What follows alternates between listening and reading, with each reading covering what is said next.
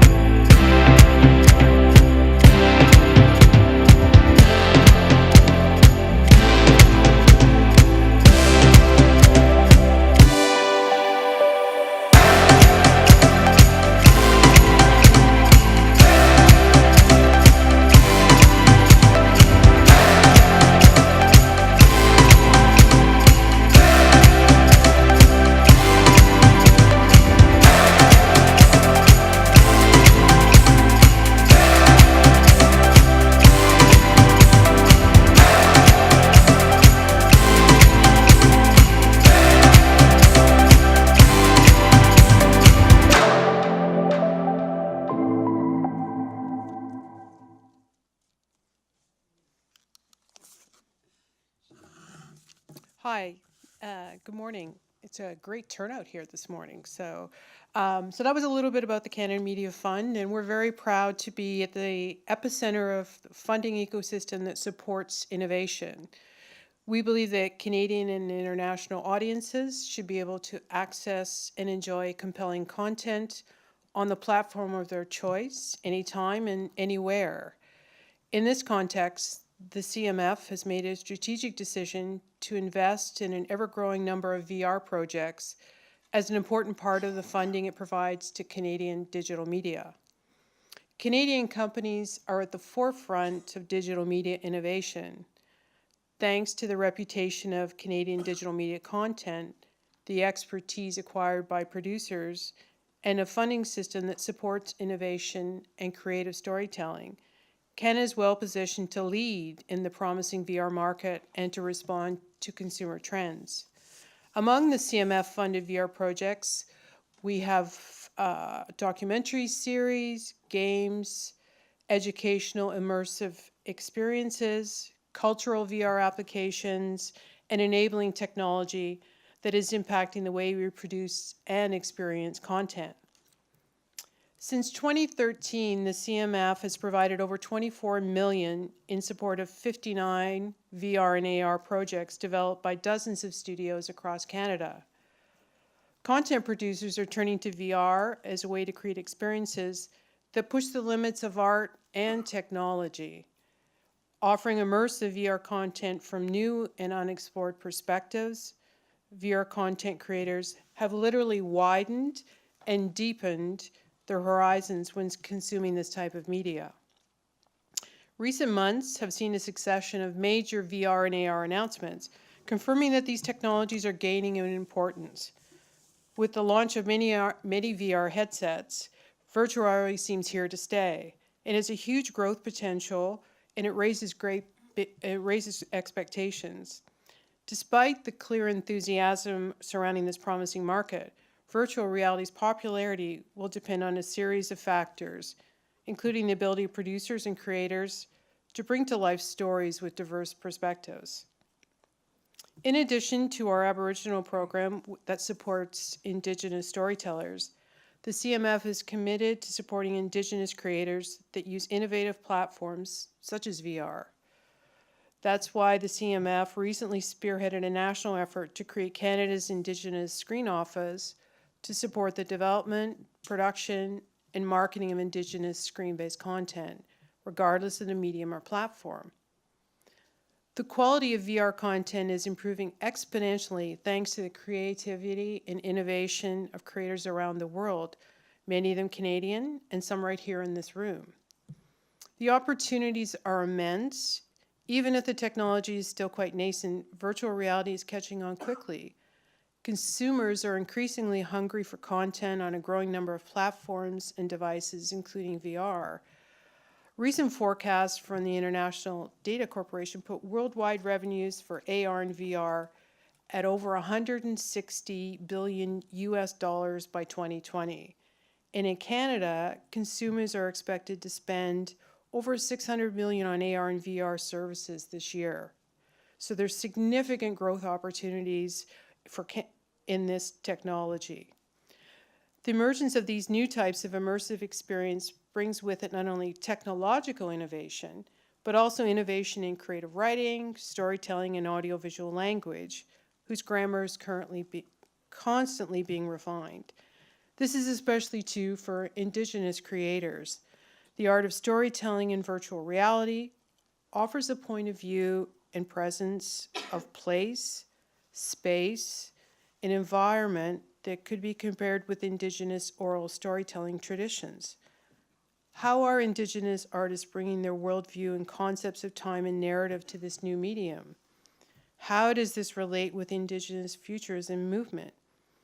What are Indigenous creators learning throughout their ventures into the world of VR? So for answers to all those questions and many more, we'll turn it over shortly to our panel for a wholesome discussion on that. So turn it back to you.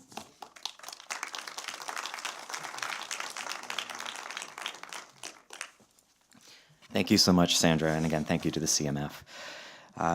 So we're about to get started. So this engaging discussion brings the creative, cultural, practical considerations and reflections of the festival attending Indigenous filmmakers and artists of the 2167 initiative. Dennis Goulet, Scott Bessin-Abandon, and Raven Chacon of Post Commodity, who are commissioned to create VR projects envisioning Indigenous life 150 years into the future. The art of story creation in virtual reality offers a point of view and a presence of place, space, and environment that may be the closest comparison yet to Indigenous oral storytelling practice. How are these artists bringing their worldview and concepts of time and narrative into this medium in conjunction with the Indigenous futurism movement? And what are they learning through their first forays in VR? We'll hear very shortly. So on with the discussion. I invite all of our artists to come up, and as well as Jason Ryle, Imagine's artistic director, who conceived of the 2167 project.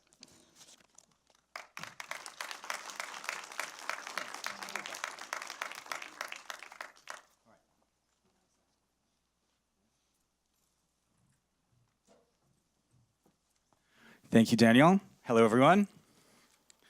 I'm Jason.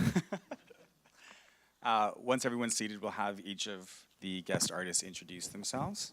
Scott, can we start with you, please? Scott Bennison, Montreal based. Sure. And your work is? Oh, my work is Blueberry Pie Under a Martian Sky. I'm Raven Chacon. I'm a composer and artist. I'm here representing my collective Post Commodity, which also consists of Cade Twist and Cristobal Martinez. We're based out of the Southwest United States, coming from different tribes down there. And our piece is called Each Branch Determined. Hi, morning. I'm Danis Goulet. I am a filmmaker, and I made the VR piece, The Hunt, which was shot on Six Nations in the Mohawk language. I'm Cree Métis, originally from Saskatchewan, and I make my home here. Thanks, everyone. 2167 was first conceived several years ago, I think 4 or 5 years ago at this point. And at the time, under our former Prime Minister, Stephen Harper, there was a fund, Canada 150 at the time, that was different than the incarnation that it became under Trudeau. And at the time, I think it was about 2012, looking ahead and trying to conceive or think about what, if anything, Imaginative would do to commemorate 150 years of Canadian Confederation. I was trying to think of what could we possibly do, again, if we would do anything. And as a lifelong comic book and sci-fi nerd, I was like always fascinated by our culture's ideas and stories of the future.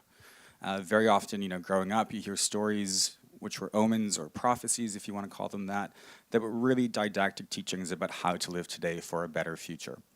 But I never really heard anything specifically about a linear idea or concept of the future, at least from my perspective. So I was always very interested in this idea, and also this idea of the multiverse and parallel universes. And so much of that incarnation of Canada 150 was really centered and focused on the celebration of the past 150 years. And we thought, right, no, that's just not what we're going to do. Let's look forward. Let's look ahead 150 years. And as a programmer, I've been programming for Imaginative now for 15 years, we get so few sci-fi works, and again, as a lover of science fiction, really wanted to see more of this come through our doors at Imaginative and be presented to audiences. So I thought, wouldn't it be fantastic to get a bunch of Indigenous artists together to envision 150 years in the future to 2167. And we're very fortunate to have these three, as well as others, to take up the challenge. So let's start there. Danis, can you start off with the entry point, how you were approached, what the challenge and the idea of this project meant to you and your body of work? Yeah, it's funny. So right before you guys approached me to do this, I'd made actually sort of a fantasy film called Wakening, which was this project that was celebrating the 100-year anniversary of the Elgin and Winter Garden Theatre in downtown Toronto.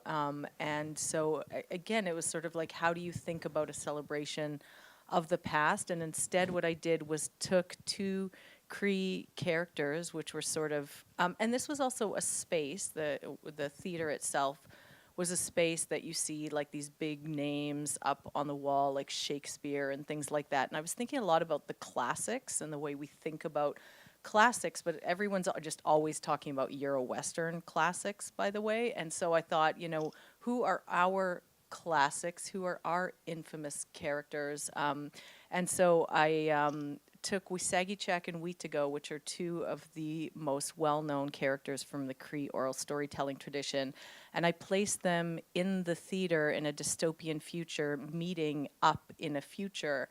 And in my mind, I was digging into the history of the land that the theater stood on. So even going back prior and saying, what is the story of this place? But also, this is not Cree territory. So I brought that lens to it and started digging into, I guess, thinking about place, but also the stories that have come before, the stories that are happening now, and the stories that have yet to be.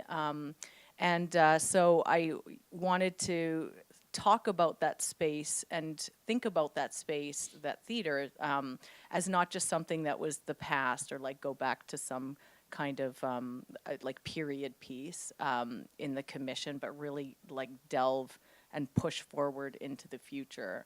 So when you guys came to me with this project, it was like another exciting opportunity to do that. Excellent. Raven? Well, we were approached to do this project and to actually go up to Concordia and work with AbTech and IIF, right? Is that what Indigenous Initiatives for the Future? Jason Lewis and Skawanati and their team up there. And VR was completely new for us in post-commodity. We come from a background of Cristobal Martinez mostly, of using new media and tech and coding. So he was very excited to jump into that, and we've worked some with video and sound. So of course that was going to end up somehow into our piece. But other than that, VR was completely new to us. I think I had been the only one in the collective who'd put on one of those headsets before, and so we were skeptical at the same time of what this technology is. A lot of it coming from a background of gaming, entertainment. We were trying not to make a toy for anybody to come and just put on and have a good time and and then maybe just go on to the next one. We wanted something that was ambiguous, something not entirely didactic, perhaps something disorientating. So so we spent a few months up working on this at Concordia, making trips to go up there, and thought of the possibilities of using video, or even at one point thinking of something that was completely sound-based, perhaps, with very little visuals. But we ultimately decided on using animation in this and working with the team up there, because they had a great team of artists and animators, and we just wanted to see what kinds of ways we can work with that technology and perhaps even try to break that technology. So a lot of our time was experimenting with that experience. I'll talk a little bit about what the piece is if you haven't seen it. When Post-Commodity Thinks Up works, we have a general idea of what the piece might be about, but we don't have a set idea collectively a lot of times about what the piece is. And that's great, because that allows for different interpretations of our work. My interpretation of this is that you are putting on a headset that isn't perhaps showing you 150 years into the future. It's perhaps showing you a document of something that is 150 years in the future, but you're looking at it perhaps 300 years into the future. So you're looking backwards to see this document. And what the document is showing you is some kind of visual representation, perhaps trying to render itself through animation or through whatever obsolete technology exists 300 years in the future that is 150 years old. And what you are seeing when you put the headset on is that you are in the middle of some kind of forest fire, perhaps, some kind of catastrophe. Your entire forest is burning down around you. This forest is supposed to be the mountains of New Mexico. And as you're traveling, running away from this situation, you are seeing objects in the field reminding you that there's still some kind of technology and intelligence in this surrounding. And as you progress through the world, you see what looks like the ruins or the meltdown of Los Alamos National Laboratories, which is where the atomic bomb was made. As this area is also where Cristobal is from, and also my father is from this area of New Mexico. So it's a place that's very close to us and is part of our contemporary history still to this day. So you continue traveling on, and you also see these holes in the ground, which look like maybe they were bombing sites. Again, another site in New Mexico, perhaps White Sands. But as you've progressed through this, you start to contemplate perhaps that this isn't a forest fire caused by some kind of war or some kind of climate change, but perhaps this is a controlled burn. And perhaps you're not seeing the ruins of Los Alamos, you are seeing Chaco Canyon. And perhaps you're not seeing a bombed earth, but you're seeing kivas, sites of prayer. And ultimately, you end up in a place where the VR experience, or this document that you have been experiencing, goes into some kind of reset, and you're experiencing a completely different realm from that point in the VR experience onward. Throughout all of this, you are hearing a monologue, a voiceover of someone reading a plumbing manual for California Plumbers Code, perhaps some other artifact that has been found 300 years into the future that has survived. But this plumbing manual at the same time sounds very technical and very robotic as the man is speaking it, but at the same time it tells a story of emergence as you are traveling through this realm and descending into its reset. Thanks. And Scott, your story of coming to the project? How I came to do this piece, again, I hadn't worked in VR at all up to this point. I was working at Jason Lewis's and Scaunati's lab in IF at the time. And they asked me to do one of the pieces, and I jumped at the chance just because I do a lot of digital image making already. So I was eager to sort of like see what VR possibilities with VR. So it took a little while to consider what I wanted to do. Like 150 years in the future was a little ambiguous to me, and I didn't really want to do a typical sci-fi kind of piece. So one of the considerations I had is like, well, I considered 150 years in the past, and then sort of try to make a mental map of where we are as Anishinaabe people, and what that path, how could we have conceived where we are today 150 years ago. And one of the aspects that it always come back to, and I consider this a lot, and I spent a lot of time like relearning Anishinaabe, and so I considered what the language can talk about in terms of the future, and so the whole blueberry part, and it wasn't initially it wasn't supposed to be the title, but you know how working titles are, they end up just being the title. So, but it was that word, because when I was first, I guess when I was like 18, I was at Children of the Earth in Winnipeg, and I remember one of the language teachers, we were going through the interesting words, and the first time I heard blueberry pie, I'm not going to try to say it in Anishinaabe because I'll just embarrass myself, but it was a shockingly long word. We all kind of giggled because it was a word made up of other parts of words, you know? It was like describing the things in the pie and the pie itself. And so I sort of considered that, you know, like 200 years ago, we didn't have blueberry pies, but we had blueberries. And so the idea that the language sort of evolves and can bring us into the future in a different way. So from there, I sort of, I wanted to work with some language elders, and Alan Corbier is sitting in the front row.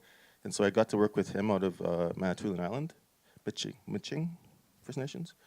And also worked with Roger Roulette in Winnipeg and some of the speakers out there. And so what I wanted to do was like look at words from the future.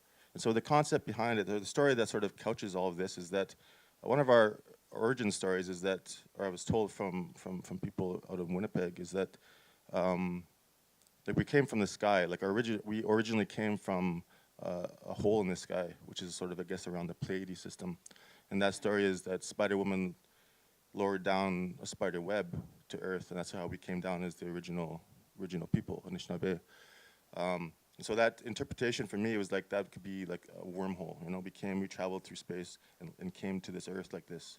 And so the concept was going back to that wormhole and like hearing the original Anishinaabe. And so those words would have been different because they're describing different relationships with with the environment and the land that we originally came from. And so I wanted to work with language speakers to sort of consider how words are going to be put together. And so like I worked with Alan, and Alan worked with a group of elders to like consider words like event horizon or black hole, you know? It wasn't just a literal black hole, but it was like, what is our relationship to light or gravity, or what is our relationship with the world with those sort of concepts? And so he helped sort of consider these things. And so we built these narratives in the scenes around sort of the idea that you're hearing like future Anishinaabe or unheard Anishinaabe from the future, which is really the future. It's just basically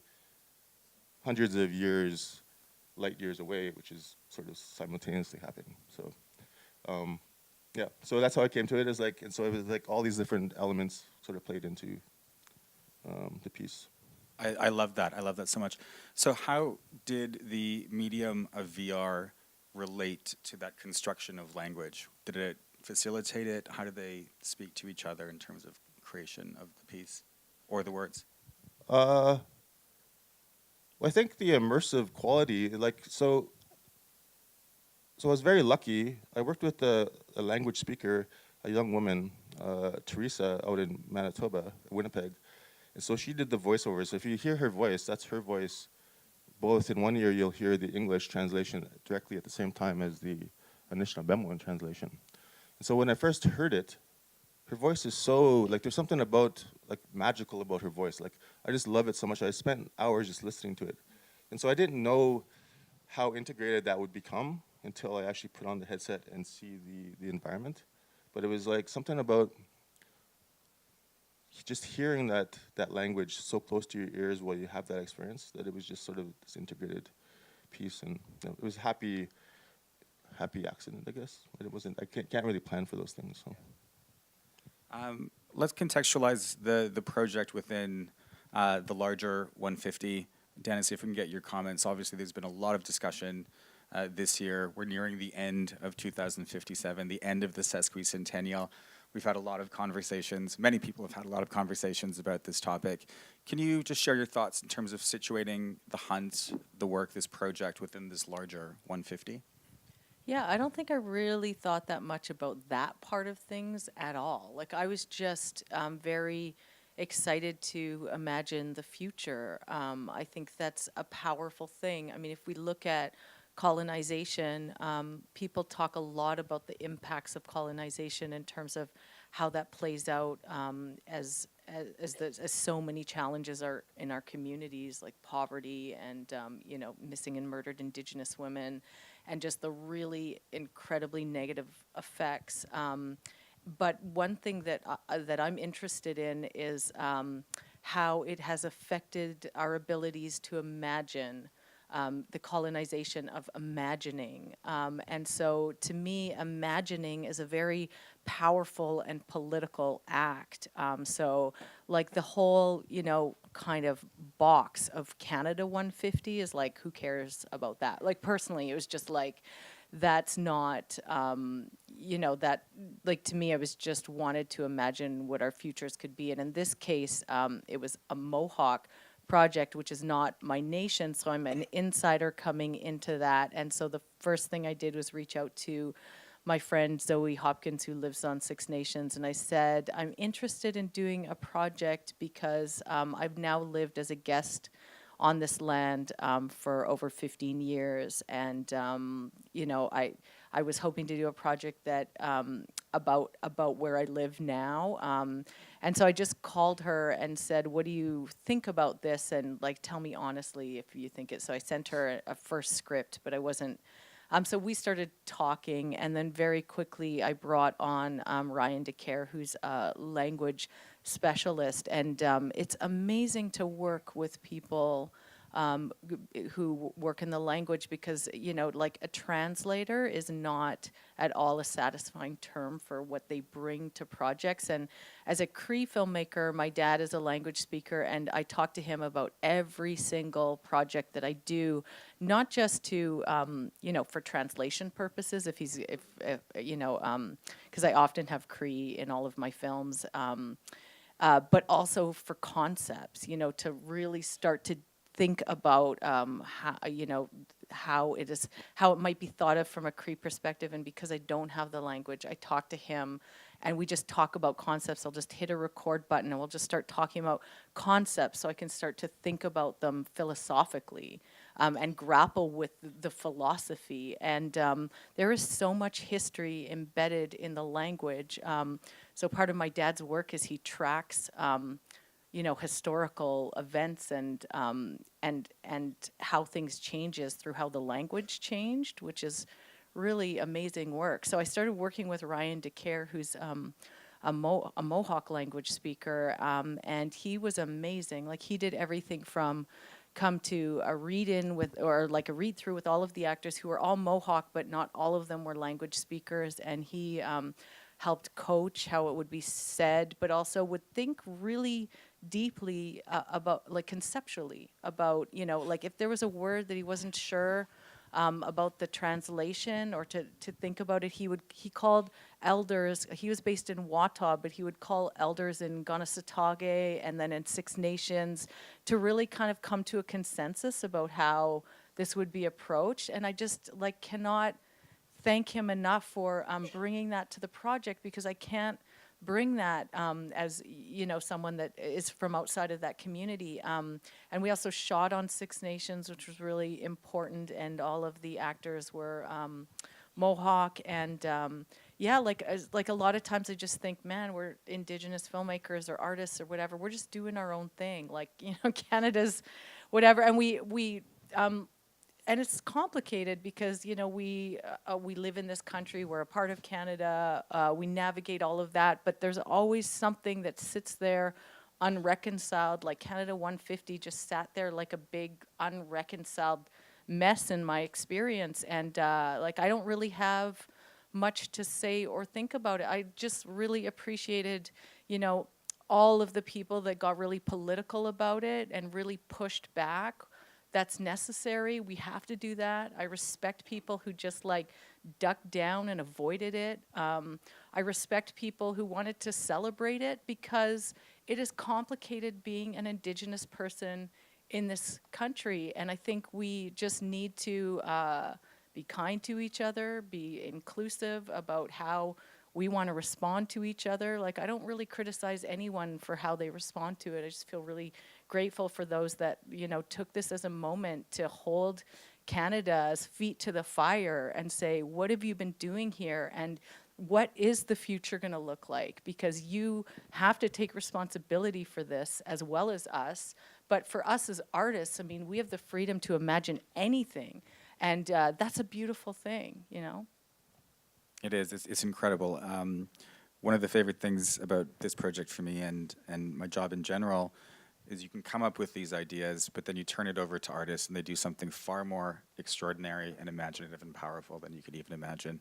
So thanks for the comments, and thanks to all of you guys for that. Raven had mentioned, in our previous conversation too, there was this idea of this creating a relic, the relic of the present for the future, and how that resonates throughout all of your works. Raven, can you dig a bit deeper into that specifically? And maybe if you can share some thoughts too, as a US-based arts collective, this idea that we proposed to you about a quasi-acknowledgement of Canada's sesquicentennial. Yeah, our piece wasn't about Canada at all. We didn't really have any consideration or, to be honest, interest in talking about Canada. But what we still wanted to think about the 150, and what the way I like to look at that is when Canada is celebrating its 150th birthday, that it's recognizing its own mortality, and perhaps it's seeing itself as no longer existing sometime in the future. That's the only reason, at least with Navajo people and my family, that that's the only time we talk about years, is when somebody's saying, well, I've lived this long, I'm this many years old today, and you know, I won't be here. These are the amount of days I don't have left, maybe. There's a double number there. I'm 40 years old, maybe I'm halfway there, right? And And so we wanted to think about that. We wanted to think outside of the nation having its own mortality, and this far into the future, which actually isn't that far, 150 more years, maybe there's no more of these nations. And where does that put Indigenous people? We've in our VR experience, we have this relic which reminds you that somebody or something is existing, whatever form that takes. You all probably saw Blade Runner already, and those kinds of things we were thinking about. You know, how can we evolve? What does that mean? Are we existing? What agency do we have if we're still existing? And back to what I was saying before, what agency do we have to facilitate our own reset, even our own forfeiting, if that's what it has to be? So those are the kind of questions we had when we were making this, and those are the kinds of questions we have in our work. Is that future that we are imagining, and perhaps that's cyclical, perhaps that is anticipating a complete renewal and starting over. So by reset, is it like a reboot or renewal? Can you speak a bit more specifically about that idea of a reset? Yeah, I don't know. I suppose it could be very bleak if we wanted to think of that as a complete starting over, but Indigenous people still being Indigenous people, but maybe defining what that is, and instead of being in a retrograde situation of looking backwards to only see ourselves in the future. But as far as how I personally envision that reset, I don't know. I don't know what would survive. I don't know if language would be something that should survive after a reset. All of those things might be in conflict with the agency that Indigenous people have to determine their own reset. Again, in envisioning or imagining what you would create collectively, and you worked independently from each other, so there weren't necessarily artistic constraints, there were some technical constraints that we had. And Dennis and Raven, I mean, I was curious in terms of what would be the output. Would it be utopic? Would it be dystopic? Would it be something completely different? Do you buy into this idea of a utopia or a dystopia, and how would you describe the future in your individual works? It's so funny because when I set out to make the project, I was sort of like, man, it would be so cool if we did a utopian vision of the future. Like, that would be amazing. And then Trump got elected. And I was like, shit.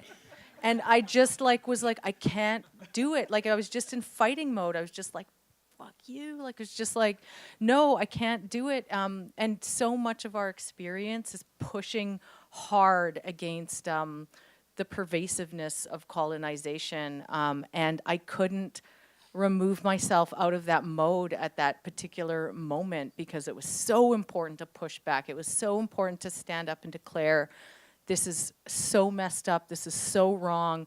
This is, a white supremacist backlash, and we have to do everything we can to stand for what we value right now.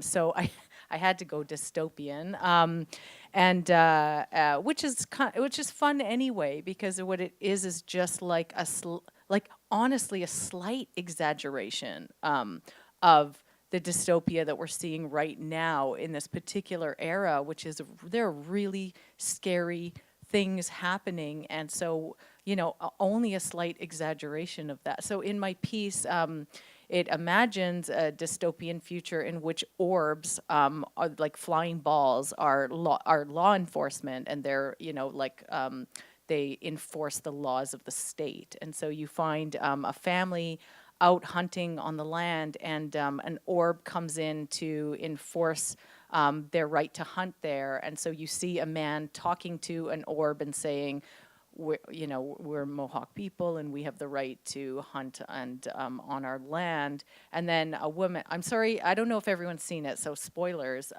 But and then a woman pops up and she shoots it down with her laser crossbow, and And whether or not the viewer picks it up or not, it's my intent that what they're actually doing is setting a trap for the orbs, so that they're capturing them. And then at the end, you go back to the camp with this group of people, and you see a whole operation of a woman who takes the orb, and at the very end, the main woman who shot down the orb goes into a room where there's all these orbs on the ground, and then commands them, and they rise up into a new Mohawk fleet, which is really what I've been feeling about where we're heading right now, and what's been so exciting to me, and what Imaginative so beautifully fosters is a whole fleet of us that are going to bring the power of our imagination and really take back what's ours. And also that, like, it's been so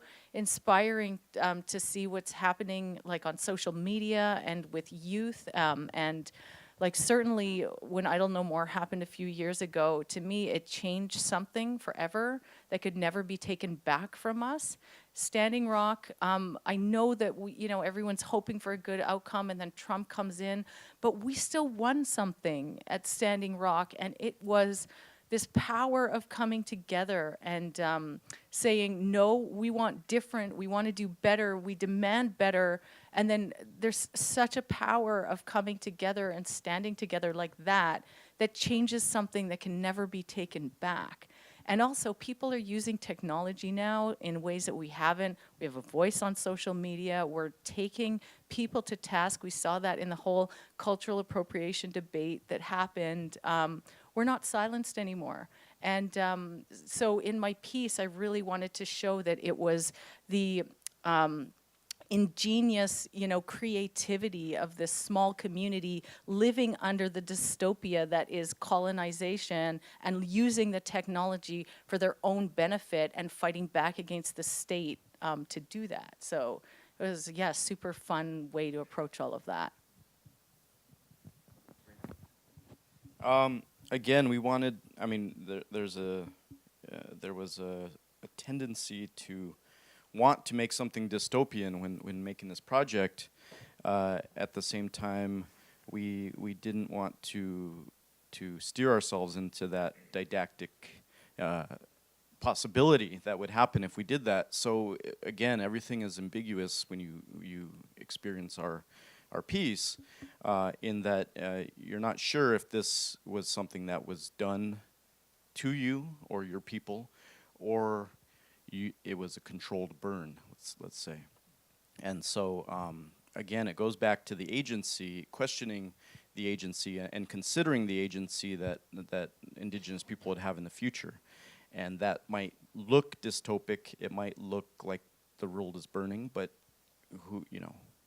who allowed that to happen, or who caused that to happen, or where do we see ourselves amongst those ashes?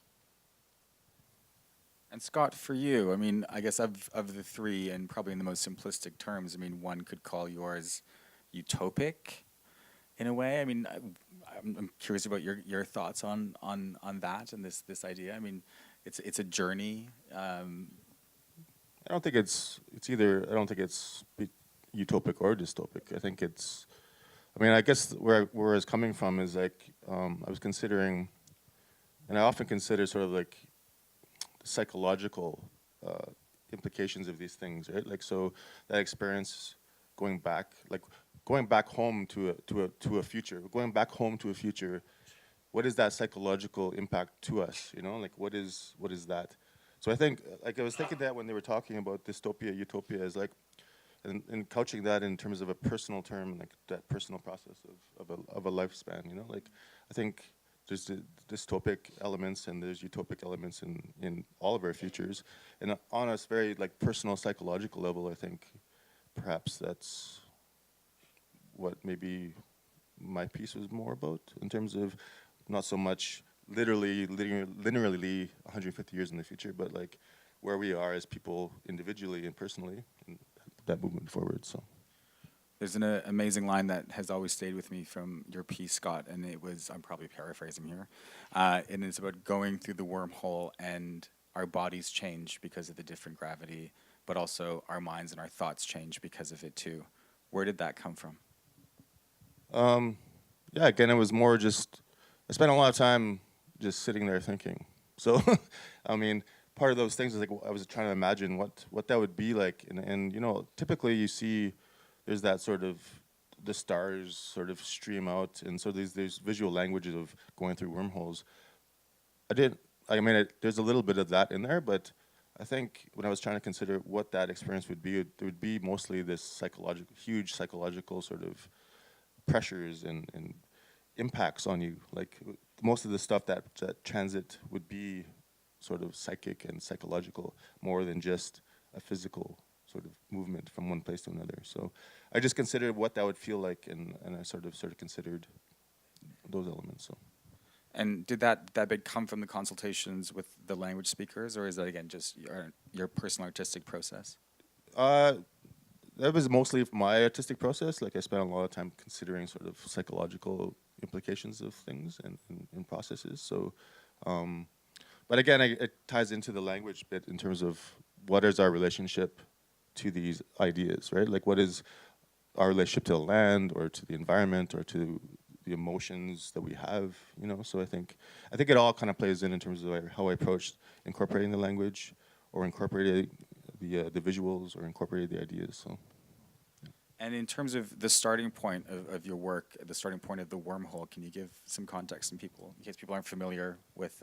Oh, you mean just the opening scene, or what is the the structure? structure? And the shaking. Oh yeah, so I was like, this was in talking with friends, and so one of the sort of really old ceremonies we have is a shaking tent ceremony, and those ideas, like when you go into that shaking tent, you ask that person, and he can see or she can see things at a far distance, you know, and for me that was like that's whether you're in the next room or you're in the next universe. I think that space is no longer relevant, you know, that distance is no longer relevant. And I thought that's a good sort of, all of our old people that used to do those ceremonies and still do those ceremonies have that ability to sort of access these wormholes, whether they're physically leaving these places or not, but psychically they have that connection still. So I wanted to incorporate that kind of element. And another piece that I really loved about your piece, Scott, was the teapot. I think that at least they're on my reserve. They're on every reserve I've been to, Yeah. and that kind of imagery. Why did you put those in there? Well, it was one of the earliest sort of ideas, and I wanted to like little touchstones. And I thought like when you're going through like huge psychological stresses and stuff, that imagery will pop up that will sort of ground you, you know. And I thought, what's more human and what's more sort of grounded in this world than say something like a teapot? And I thought, for me, that was sort of like a, you know, the Rorschach test, or like what is the first thing you think of when? And the teapot was that. And I work with Skawanati, and so she heard that, and so she eagerly brought me a teapot from her house. And so there's these little connections, and I wasn't, and I just really wanted to keep those in there throughout the whole process. So there's just sort of like the human touchstone of amidst sort of these abstract experience. So. Let's switch gears a bit and talk about the actual production of these things. Each of you has made different types of work, mostly, I mean, in terms of screen-based work, it's mostly been 2D, single-channel type work. What was that process like? Raven, let's start with you on this one. In terms of, again, that process of visioning this different type of medium and how, if at all, it changed the way that you envisioned a story. Aside from really just the practical of a 360 environment, was there a different process of creation with the collective, or was it something, again, that you went to, was the learning curve a technical one, or was it also an artistic one? Yeah, as I was saying before, that we hadn't had very much experience with VR or gaming or any of that kind of experience. Post Commodity does work with video, and so we were considering that at one point, but at the same time wanted to take advantage of the team that at OBX and Concordia, and so at the same time we knew that the animation was never going to be enough. We knew it was never going to look real, so we wanted to maybe exploit those limitations of the technology. and go use that as a starting point of how we can maybe, for lack of a better word, break the experience that you're having, and parts you believe maybe that it's glitching out or that you are being steered into this railed experience, which was a really nice part of using this medium. And Dennis's piece does it really well, where you're on this railed experience, but then it kind of plays with your point of view, so thinking of ways that the technology, the VR technology and its 360 capabilities can do those kinds of things. But the process, we did a lot of experimenting. I think this could have gone a completely different way. I mean, we did some storyboarding. We did a lot of audio experiments that didn't end up in the piece. We actually drew a bunch of characters that didn't end up in the piece either. So, and at the same time too, we're still wondering if this is a post-commodity work. I mean, it exists. It's very unlike our other work, but we've been contextualizing it as, we don't have the one Canada 150 thing, but we've been thinking of these other markers that are happening in the United States. There's a marker of 2043, which is when white people become the minority in the United States. That's what the census has projected. So this might be another marker. It's 2167 in a timeline that post-commodity is imagining of telling some kind of future story. What do you mean by questioning whether it was a post-commodity work? Well, I mean, a work in and of itself. I think it's going to be part of a larger work that is going to exist. I don't think it's. I don't know if we're ready to call it just its own work at this time, its own piece. I think it's going to be a component to a much bigger thing that we're developing, which is exciting. I want to see that. And Dennis, for you, I mean, you worked in live action as opposed to animation. Can you answer the same question and then also speak to just how different it was to storyboard or create something like this versus films? Yeah, so I make fiction films up to this point. So it was completely different. Like, it doesn't even feel like it's the medium of film at all. Like, it's because all of the tools that you use in film that are most powerful, like editing and also the frame, because the frame is what tells the story and it tells you what you're relating to and when. And so in 360 video, obviously, the viewer can look anywhere. So to me, VR had made sense if it was something like an immersive installation or possibly an immersive documentary, or just placing someone in an abstract world. But I'd seen a lot of VR and felt like a lot of it was spectacle. And so or as a game, I can understand, like, you're like, whoa, you're like, rocking out with superheroes and like it's really fun. But like, so it was more of like an experience. But I was really curious about narrative, just curious, like, because I'd never seen it work all that well, and I don't really know if it even works I feel like that question has yet to be answered. So I don't really know that I came up with an answer, but I wanted to try to at least attempt to have the viewers follow along something, like even a little vignette. And I also wanted to shoot live action because I'm just really curious about like, when I make work that is about the future, I like it to feel grounded in reality. So I'm always looking for that, like playing with the idea of where realism meets something fantastical. So I didn't want to be totally immersed in either an abstract or a fantastical world, or in something that was animated. Or a lot of VR also has like a video game aesthetic, so you feel like you're sort of in a game. So I decided to shoot live action and then just add some elements to it, like so animate within. So I worked with a team called Electric Square that ended up doing like bringing the orb to life, or like sending those fake geese like flying through the sky or whatever. And that part of it was just really fun. But yeah, like the power of editing, to feel that you don't have that tool as a filmmaker makes you feel like you're cut off at the knees. Like I was like, I kept like sort of, it was very frustrating, in a good way, but like it was just like, oh my God, I don't know how to do this. I don't know how to tell a story in this. And then also just technology wise, there's still a lot of glitches in the process. So it's just like altogether arduous in a lot of ways. But yeah, so I wanted to see if I could actually create focal points where people would be looking where they should be looking at a certain time, or not even should, but like that they would catch enough of it as it went along. Because all of the VR I'd seen was pretty unsophisticated. Like with narrative, the best thing that you could hope for is that you're immersed in the story. And to do that, all of the ways in which you're being directed should hopefully feel invisible. And in VR that I'd watched, it was like, look over yonder where the cow craws, and then you go, what? Like, and it's like so unsophisticated, and I was just like, no way.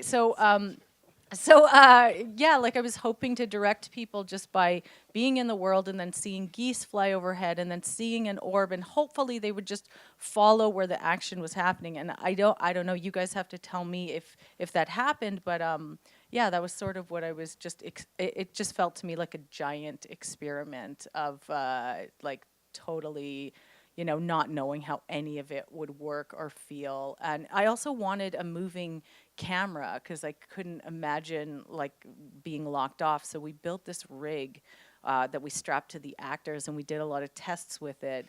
And then also I did tests with, like in traditional film, you have like a close-up, a medium shot, and in VR you don't have that, but you do sort of have it depending on where the distance is, the subject is away from the camera. So I did some of that testing. It was rushed. I feel like my biggest kind of like the biggest tragedy of like what the piece ends up being is that the resolution, it's still where the technology is, doesn't quite pick up. Like I had these amazing actors like Devery Jacobs and like Brandon Oakes and Zoe and her son, and they were all in the movie, and they were amazing, and yet like you can't quite see their expressions and like all of the work that they did to really sell the story. So I feel like that's what didn't quite capture. But yeah, like, so anyway, we built this rig, and we were gonna like shoot the whole thing like that. Like people always say that you can get motion sickness if the camera moves, but I started to see a lot of artists that were moving the camera now, so I wanted to see if we could do that. But the rig we had ended up creating an aesthetic that was very extreme because it holds the actor in close-up in an extreme angle, kind of like if anyone's seen Requiem for a Dream, like Darren Aronofsky straps the camera in a similar way for particular scenes, and it creates a very extreme feeling that doesn't work for scenes like just casually walking up to camp and saying hello, I ended up using the rig, but only for the final scene, which I feel like the aesthetic matched what I was hoping to achieve in that scene the most. But the rest of the time, I did end up having to lock off the camera, which means that I was painted out of the scenes at the end, because you have to be able to watch what's going on when you're directing live action, and there's no monitor, which is crazy. So like you're just like, you're literally in the scene. I was like hiding behind a hay bale, like with my head up in the first scene, and then they had to paint hay over my head after, and like, yeah, anyway. So yay, fun times. Yeah. Did you get a credit for that? Hay bale one. Yeah, hay bale number one. Yeah. And for yourself, Scott, I mean, coming into this, creative challenges, technical challenges. Yeah, so primarily I come in from a visual arts background. And I guess I didn't feel like the process was really make something, put on the headset, how does it make me feel, And so is it working, is pacing okay? Like, so it was like one of those sort of real sort of organic processes, So there's a lot of iterations of it. There's tons of like scenes that got cut out, and it wasn't working. So, but I found it, like, now considering it, when people were talking, it's like I kind of feel like when you set up a show at a gallery, or just say, like, you consider 3D space all the time, like composition of the space, how things are laid out, sort of designed to make you feel how you read that show. So I feel like you kind of feel like, I think it comes through in the work because it doesn't. You don't have to look any one way. There's something to look at no matter how you're in that experience. So, but yeah, there was just a lot of experimenting and a lot of sort of, and that's the fun part of it, like to like go out and I also was learning how to make this stuff too. Like I learned how to use Unity and Blender and all those things to in the process. So yeah, it was one of those experimental, organic sort of experiences. So. One of the things we often hear attributed to VR is its intimacy, its immersive quality with these things. What are your thoughts on that? Do you really feel it's immersive? I mean, is it a game changer, in, as we hear so often? Yeah, I think it can be. I think one of the brilliant things is that it can be anything that you can put in there. Like it's you really technically your skills technically are your limitation, you know. So, I mean, for me, I'm starting to see this the medium as sort of a site-specific portal. You know, that could be anything. It's just a matter of how you sort of integrate that into your art practice. Yeah. But yeah, I think it's very important, intimate. It's very intimate. So. I think at the end of this, we're still skeptical of the technology. I don't know if the tools can accurately portray reality, and so there needs to be creative solutions to that exploits those limitations. I think to provide some other kind of immersive experience or more realistic experience. A big part of my skepticism is accessibility.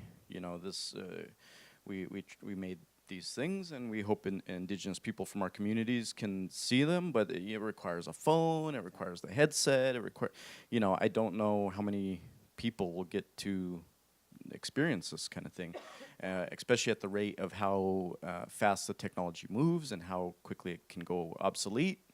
And you might look at any one of our VR things in a few years, and I don't know what it'll look like, yeah, like so yeah, we're still when Post Commodity is thinking about this work that we made, we're trying to see where it fits in, and if there's a meta critique even that that can happen with it, or where we can take this piece next, or what we can do with it.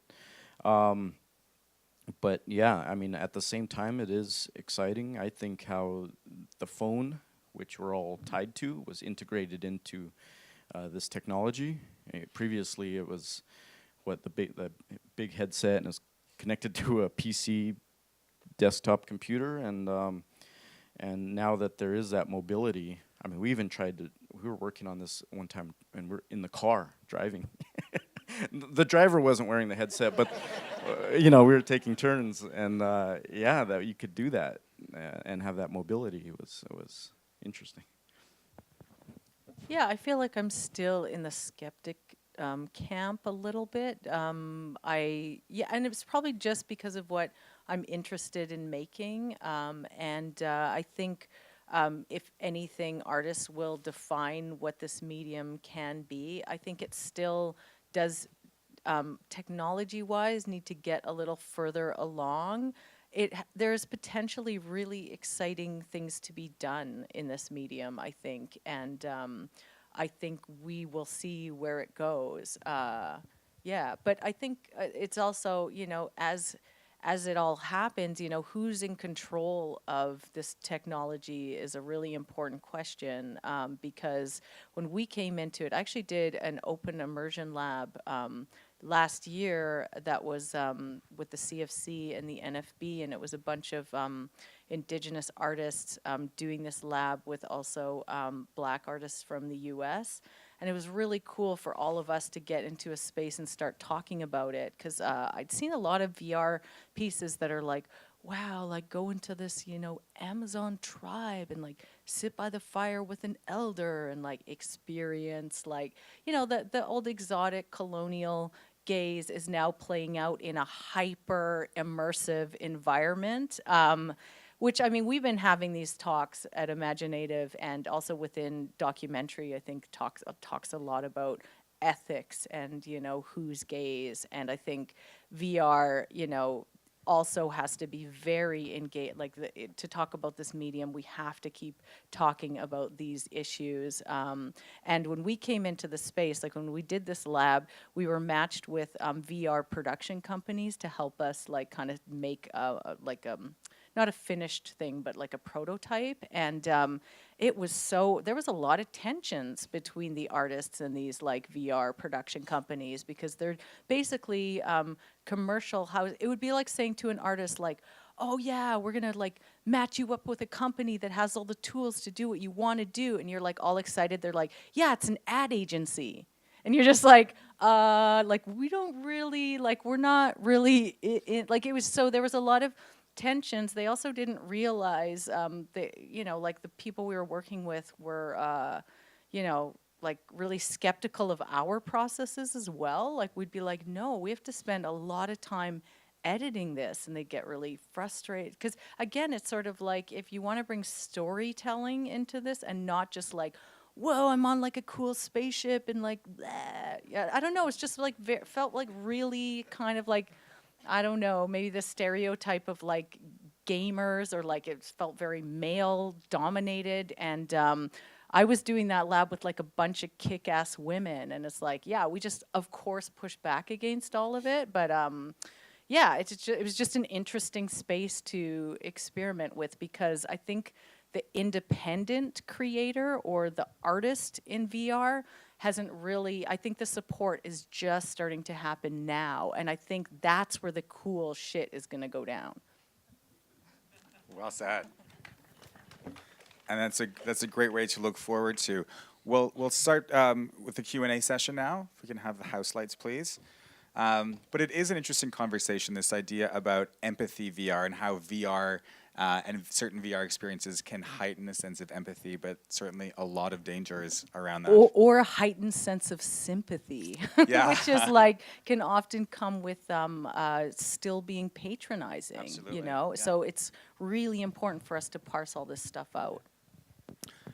We'll take some questions. Do we need to have microphones for? Yes, we do. So if you have a question, please raise your hand, and the volunteer. There's one up front here. Hi, Shirley. Raven, I don't get it either. I just feel like I'm at the beginning of when I got my first PC, and I was afraid to do it because I was going to break it or something. And so I think we have a long ways to go, but I think it can be a pretty powerful tool. So are you guys going to do something else now that you know how to do it? You going to do more? Do you have more story ideas? Post Commodity doesn't have any more plans to do any more VR. But maybe if the right project came along, we would try to extend this particular idea that we were working with here. But yeah, no plans as of yet. But we're interested in seeing where it goes. You know, another part of our skepticism is why things evolve. Who will make VR evolve? And of course, our thinking is it's probably going to be the adult video industry, or maybe gambling will be integrated into something with money, right? And it's not going to be educational. It's not going to be teachers making this thing progress, unfortunately. But that's where artists and teachers, and artists who are teachers, can maybe latch onto that. But they're yeah, as Dennis is saying too, I don't know. We have to get over our skepticism if we want to continue that. What was the question? Sorry. If you have any VR projects in the works or hope to make some. Yeah, so I'm doing an MFA at Concordia, and so I've incorporated VR into some of the practice. But one of the things to talk about is that there is that choke point. Like right now, if you don't have the skills, if you don't know the medium, and you're just hiring people to do it for you, then their skill set will be the limitation, which is frustrating. And I think that's why there's a lot of skepticism. Once the artists decide they're going to learn that or take that skill set and run with it, then that's more of a freedom. So I'm at that point in terms of I can sit down and make a piece if I need to. So I think my skepticism isn't so high. And so yeah, I think there's legs there, and I'm kind of excited to see where that goes. So yeah, there is some projects in the works. Yeah. I don't have any VR projects in the works, but I feel like I don't know, maybe I'd come back to it, but not like right away. Like I'd want almost like some things to be worked out first. Honestly. We have another question up here. Hi, this is sort of for Dennis, but I guess for anyone. When you talked about the experience of getting together with this this very male space of the tech design, I'm based in New York, and mostly in the past year, I don't know if you guys know Marco Antonio Castro Cosio, who ran the Media Lab at the Metropolitan Museum. Since he's left there, he's a TED fellow, but he's been bringing together this collective of the tech companies based in New York with artists. I've been to a few of the meetings, but they're trying to get. I think it's the tech companies, specifically focused in VR. So it's a VR-based group, and he's trying to facilitate a better working relationship with the tech people in the art space to mitigate some of those challenges. But also, I've seen a lot of these VR development companies in New York trying to make a space too for artists, like, hey, you guys come in and just use our equipment for free. I mean, it's trying to figure out this symbiotic relationship. And so I feel like maybe there's some hope there. And I don't know if you guys come to New York, but I would encourage you to connect with that group if they can provide some assistance. Or Thank you. Question back here. Hi, this is a question for any one of you. I just was very curious because you're all artists who work in ways normally your work is experienced by groups of people, whether it's in a gallery or whether it's in a cinema.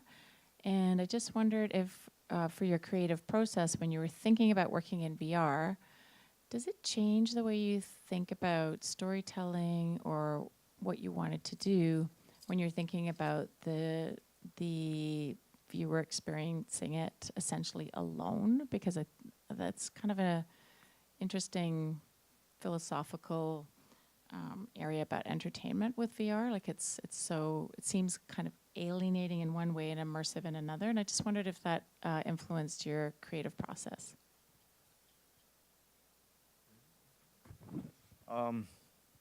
I think I can answer your question.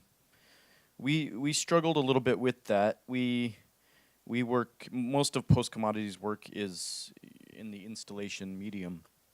And so we thought at one point that we might make this an installation where you are having an experience with this headset, but at the same time you are a performer. People are watching you move and you're being steered in the very real world because of what's happening on your VR experience. And this would become a performance to other people waiting in line to get on the headset. And you had this ongoing cycle, and maybe there'd be a room and everything. So we thought of that as a solution to I think what you're asking. And if we felt limited because it was just a solitary experience, we also looked into the possibilities of if there were ways to link multiple headsets or experiences so that I could be wearing my headset and Scott is wearing his, and we see each other, hey, inside of the thing. And the technology isn't there yet, at least with the tools we were using. But something like that, maybe, we would have come up with a much different piece if we were able to do that. Yeah, I don't know that it changed my creative process at all, but I think just more, I don't know, the accessibility thing that Raven brought up earlier is just a concern generally, like who gets to see the work, because if you are not based in Toronto and can come to like an international film festival, or you don't have the technology, who is the work really for? And so to me, it's just a shame. And also just like, wanting to be in a theater and having a collective experience with people. Like, yeah, I mean, I haven't really reconciled any of those questions, but I think they're just there. Yeah, I don't think it changes much for me. If you're installing a piece at a gallery, the best way to experience that is singularly and alone in the gallery. So I don't think it changes much. And for accessibility, I think it's, for myself at least, I mean, if it is part of a gallery show, then you don't need to have, I wouldn't imagine these things that you put it on at home and experience it, but it is in like a gallery or an arts context, so. Right here. Hi, my name's Anthony. So thank you for being here. You're all awesome.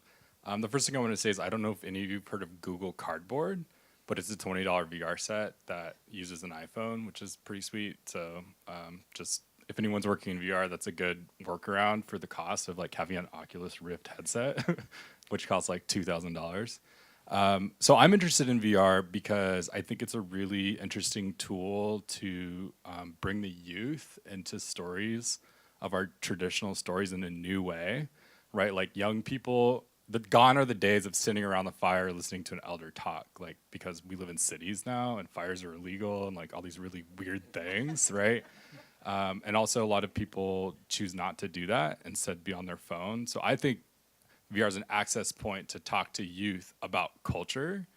And I'm working on bringing people to sacred sites that they can't visit because of monetary reasons. Like I'm fortunate enough to travel, but a lot of people can't even, pay gas to go from Saddle Lake to Edmonton, which is a 2-hour drive. But then one of the concerns I have is that when you put on a VR headset and you go into this immersive environment and then you take it off and you walk down the street, you're kind of like, this is boring. Like VR is way cooler. It is cool to be, oh, what a cool spaceship. Like, wow, things are flying at me.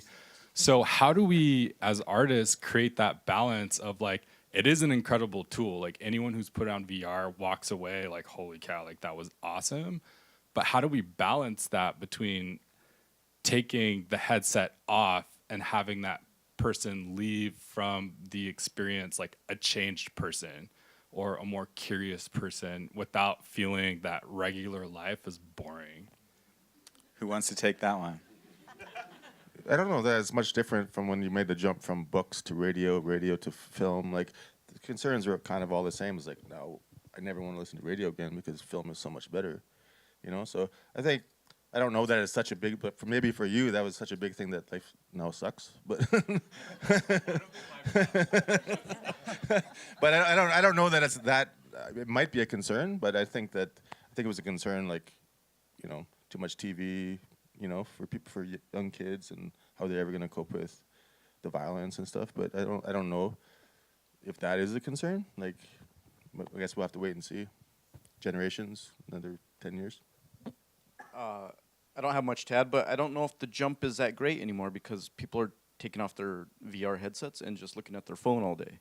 So I don't know if the jump is there like it was. I don't know if VR is the same experience it was 10 years ago when we're immersed in our phones already. These phones are our headsets now, and they'll probably outlast VR. They'll augment reality instead of having us seek virtual reality.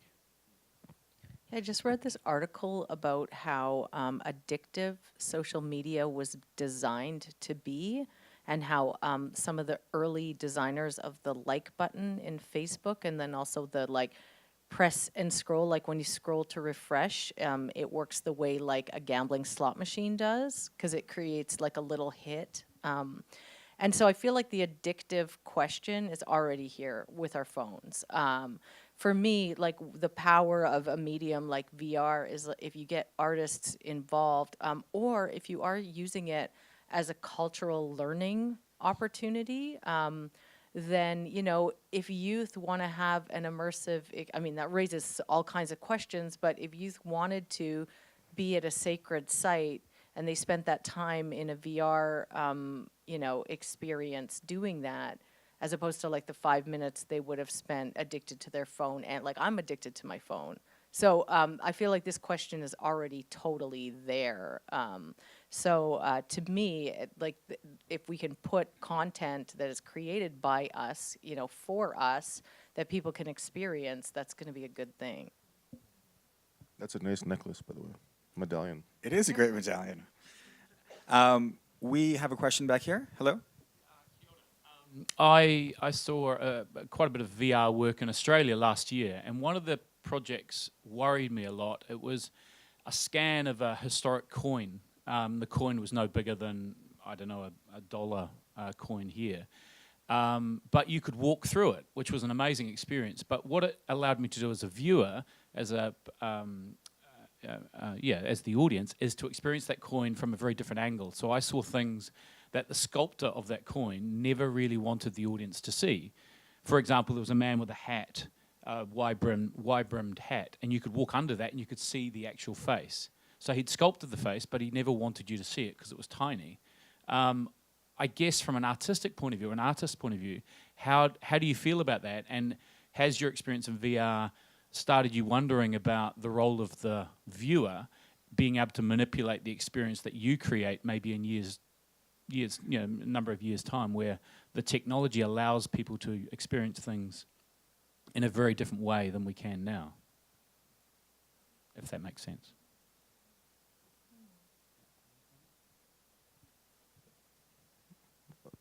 I don't know that, like, I think we're talking about, like, this technology is going to be obsolete within, 2 or 3 years.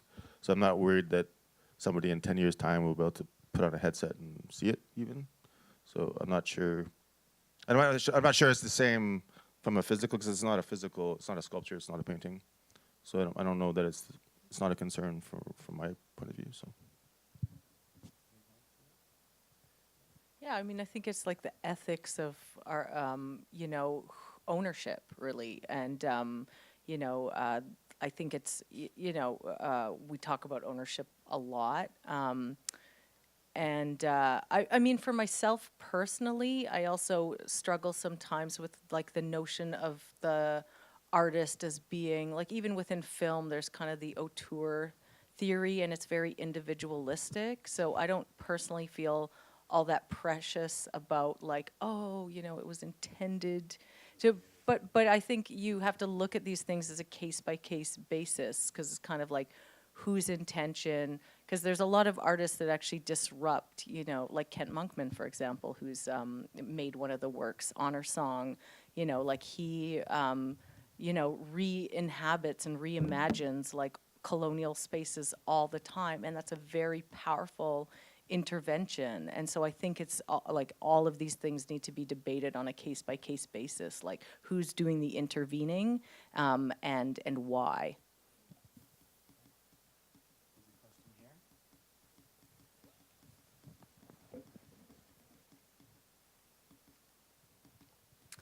First off, I commend all of you for stepping into the realm. It's vulnerable and tricky and amazing, and we're at the stage where you're pioneering the work. So that's pretty incredible, just in general. So I just learned that you could turn VR pieces or 360 pieces into flatties. Or two-dimensional. Would you consider that for your works?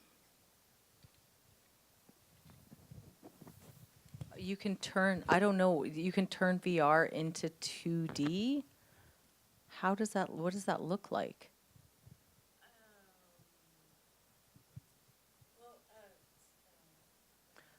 Like, I've seen a flat screen within the 360 space. Sure. So the audience person gets orientated basically by how you situate your lens with the viewer. So you could just choose as a director what component of that you want. Actually, I think I know what you're talking about. When I was doing the lab, there was this one app that was a tool where you could be watching a 2D video, and it would literally go "Rrr," and then become 360, and you could go in between the two. So I don't know if we're talking about the same thing, but it was really cool.